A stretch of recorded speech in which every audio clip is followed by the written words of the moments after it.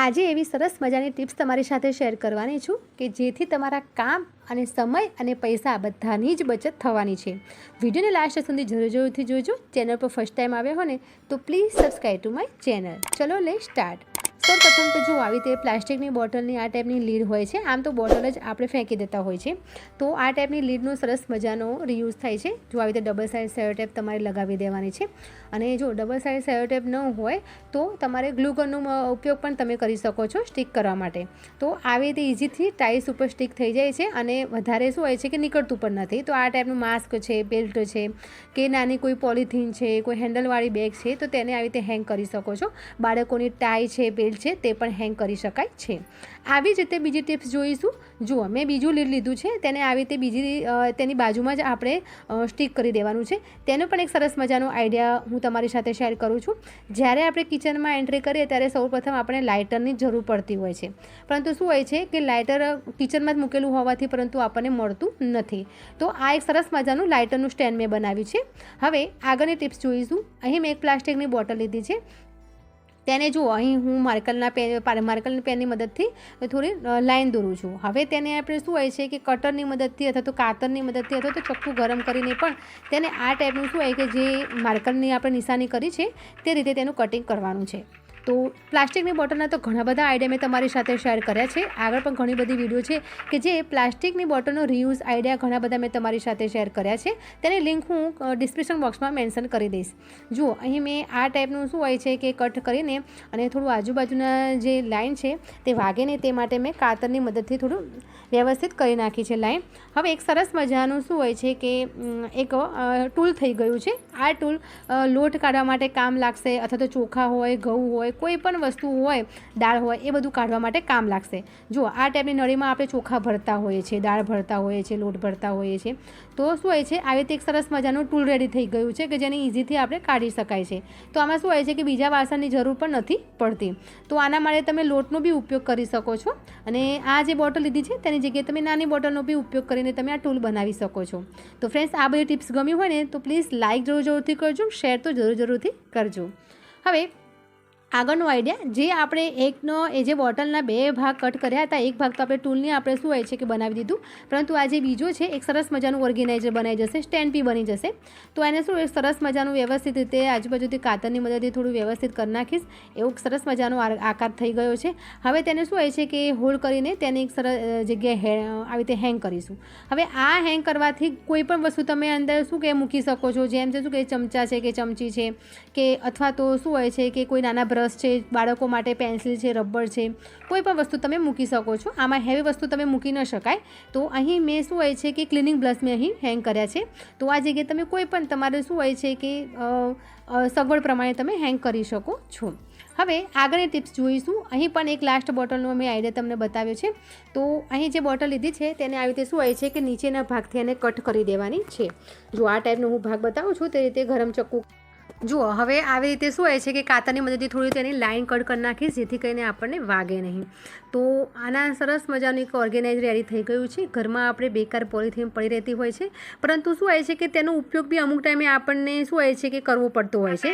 તો શું હોય છે કે આ જે પોલિથીનને આપણે સ્ટોર કેવી રીતે કરવી, આમ તો શું કે જ્યાં ત્યાં આપણે બેગમાં શું હોય છે બધા ભેગી ભરીને ઠૂસીને અને આપણે હેંગ કરતા હોઈએ છીએ, પરંતુ એ રીતે હેંગ કરવાની જરૂર નથી. એક સરસ મજાનું આવી રીતે ટૂલ બનાવી દઈશું એટલે આવી રીતે હેંગ કરી દઈશું. તો એક સરસ પોલિથીનનું સ્ટેન્ડ બી તમે કહી શકો. તો આવી રીતે આવી રીતે હું હેંગ કરી નાખીશ. તો હવે તેની અંદર મેં ઘણી બધી પોલિથીન મેં આવી રીતે હેંગ કરી છે. જો એની બાજુમાં બી નાનું આવી રીતે બનાવી દીધું છે. તો આવી રીતે જો બે નાની મોટી બોટલ મેં બનાવી દીધી છે.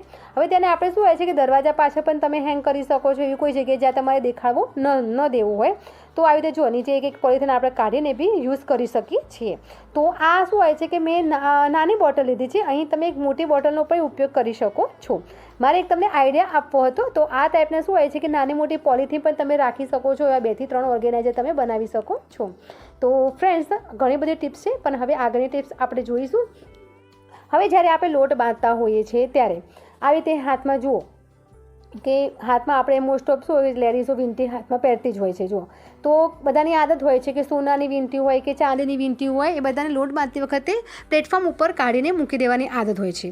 પણ શું થતું હોય છે, લોટ તો બંધાઈ જતો હોય છે પરંતુ તે વીંટી આપણને મળતી નથી હોતી. જો આ ટાઈપનું એક મેં બોટલ હમણાં કાપી હતી, તો તેને આવી રીતે પણ તમે વીંટી સામે અથવા તો મૂકીને પણ તમે લોટ બાંધી શકો છો.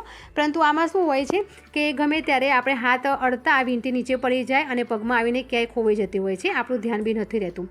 તો એક સરસ મજાનો આઈડિયા હું તમારી સાથે શેર કરું છું કે જેથી કરીને સોનાની વીંટી કે ચાંદીની વીંટી ખોવાય નહીં. તો લોટ બાંધતી વખતે જેની આદત હોય છે કે વીંટી કાઢવાની, તો તેને એક સરસ મજાનું આવું નાનું પર્સ તમારે લઈ લેવાનું કે જ્યારે આપણે સોના ચાંદીની દુકાને જઈએ છીએ તો આ ટાઈપના નાના પર્સ ઘણા બધા આપણને ગિફ્ટ આપે છે. તો આ ટાઈપના પર્સની અંદર આપણે જે તે વસ્તુ આપણને જે કામ કરતી વખતે નડતી હોય તો તે આવી રીતે પર્સની અંદર તમારે મૂકી દેવાની છે.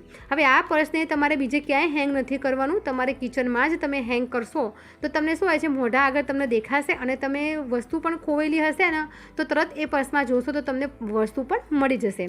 તો આ ટાઈપનું શું એક રોજની તમે રૂટીનની આદત પાડશો ને તો તમને ઓટોમેટિક તમને મગજમાં એક લાઇટ થઈ જશે કે હા મારી વીંટી કે જે તે વસ્તુ મારા આ પર્સમાં જ હોય છે. તો આ પર્સ ખરેખર એક નાનું છે પણ એક આપણને ઘણું બધું આપણને શું હોય છે કે બચત કરે છે. તો હવે આગળની ટિપ્સ જોઈશું. અહીં મેં એક બેડશીટ લીધી છે અને જો આવી રીતે જનરલી આપણે ઘરમાં આ ટાઈપની કોથળી હોય જ છે. ચોખા અથવા તો કોઈ ઘઉં લાવતા હોય તો આ ટાઈપની પોલિથીન લેવાની તમારે. તો તેનો એક પીસ લઈ લેવાનો છે, આવી રીતે ચોરસમાં કટ કરી નાખવાનો છે. હું તમને માપ બતાવું.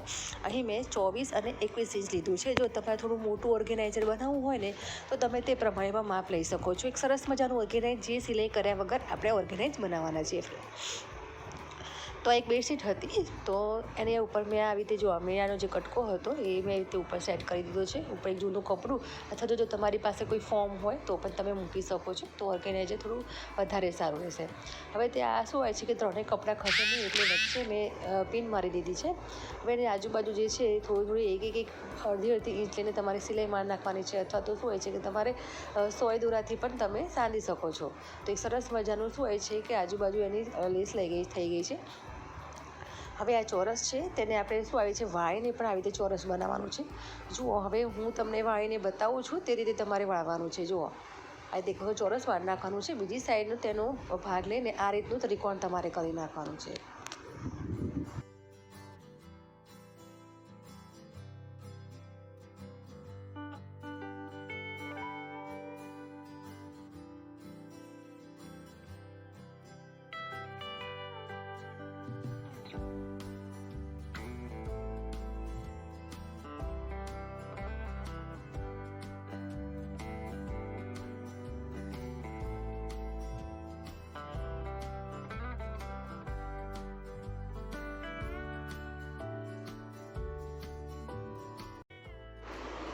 જુઓ આ ટાઈપનું વાળીને પણ તમે શું હોય છે કે બે હેંગલની મદદથી આજુબાજુ પણ તમે હેંગ કરી શકો છો. પણ એક સરસ મજાનું હું ઓર્ગેનાઇઝર બનાવવાની છું તો તમે આ રીતે પણ બનાવી શકો છો. તો શું હોય છે આજુબાજુ કિનારે થોડી વ્યવસ્થિત લાગે તે માટે હું સોય દોરાથી આ કિનારે સાંધી લઉં છું.